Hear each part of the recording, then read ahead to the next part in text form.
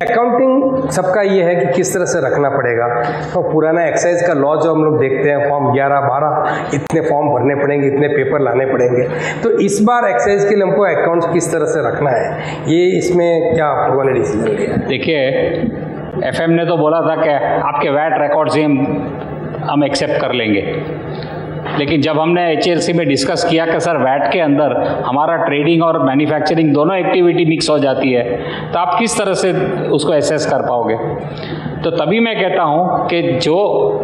भी एक्साइज के दायरे में आता है उसके पास एक नया trading account under manufacturing account खोला जाएगा for that stock that is held by you, and automatically उसकी एक्टिविटी जब आप ट्रैक करते जाओगे तो you will be able to come to the conclusion that you are having this quantity of stock which is related to the manufacturing activity, and that process of accounting, as long as it is easily understandable and identifiable, it will be accepted by the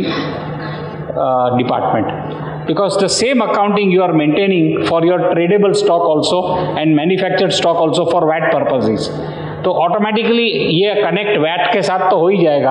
आपका आगे जाके, और वही record आपको manufacturing का अलग करके दोगे तो और वो record for the purposes of excise they will be able to accept it. You do not need to maintain, आपको कोई अकाउंट एक्साइज के सिस्टम से मेंटेन करने की ज़रूरत नहीं है, उनके कोई रजिस्टर्स मेंटेन करने की ज़रूरत नहीं है, उनके कोई डॉक्यूमेंटेशन जो भी प्रिस्क्राइब्ड आपने सुने हैं पहले, बहुत मैंने इसकी बातें सुनी है, वो कोई भी documentation, multiple to multiple documentation इसमें कोई भी नहीं है। जो भी आपके एग्जिस्टिंग बिजनेस में रूटीन में आप मेंटेन करते हो उसमें आप आसानी से समझा के दिखा सकते हो, वो एक्सेप्ट हो जाएगा। नितिन भाई, अभी आपसे सवाल करूंगा क्योंकि अकाउंटिंग का मैटर है और अकाउंटिंग के मैटर में आप ज्वेलर के रूप में बहुत ज़्यादा अच्छी तरह से इसको समझा सकते हैं कि इसको किस तरह से आप मेंटेन करना, जो जिस तरह से बताया गया उसको आप किस तरह से मेंटेन करेंगे जो एक ईजियर वे हो ज्वेलर्स के लिए। जब बैक बेस के ऊपर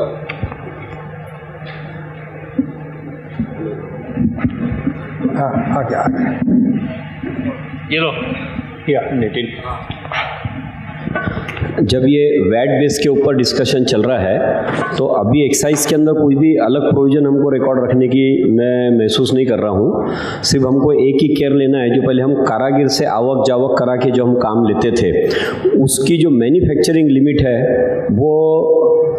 10 करोड़ के ऊपर हमारी अगर जाती है तो हमको रजिस्टर का ध्यान रखना है। जहाँ तक हम लोग ज्वेलर्स लोग हैं जो हम परचेस कर रहे हैं एक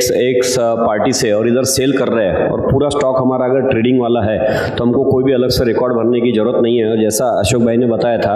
कि हमको रजिस्टर इसलिए करना पड़ेगा कि लास्ट ईयर हमने वो लिमिट क्रॉस की थी,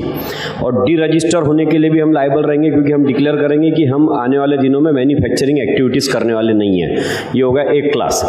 दूसरा क्लास हो गया जो ट्रेडिंग स्टॉक भी कर रहा है और मैन्युफैक्चरिंग भी कर रहा है, तो उसको मैन्युफैक्चरिंग अगर उसकी 10 करोड़ के ऊपर क्रॉस होती है तो उसको रजिस्टर करना पड़ेगा, और मैन्युफैक्चरिंग किए स्टॉक के ऊपर ही एक्साइज उसको भरने की ज़रूरत है। जो ट्रेडिंग स्टॉक है उस पर करने की ज़रूरत नहीं है। और एक चीज़ बहुत आसान हो गई क्योंकि उस डिबेट में मैं भी था कि मैंने काफ़ी सारे एग्जाम्पल भी पेश किए थे कि एक मंगलसूत्र है जो मैंने परचेस किया है, एक पेंडेंट है जो मैंने मैन्युफैक्चरिंग किया है। जब ये पेंडेंट और वो मंगलसूत्र में उसमें डालेंगे तो उसका बिलिंग किस तरीके से होगा, फिर उसका एक्साइज में लिखेंगे कितना, 40 ग्राम का बिल बनेगा, 10 ग्राम का मैन्युफैक्चर रहेगा, 30 ग्राम का नॉन मैन्युफैक्चरिंग रहेगा। तो ये जो 20-25 क्वेश्चन सब लेके गए थे उसी सिलसिले में ये सॉल्यूशन निकला था कि ये स्टॉक अलग रखना नेक्स्ट टू इम्पॉसिबल है करके। बहुत बहुत धन्यवाद। अब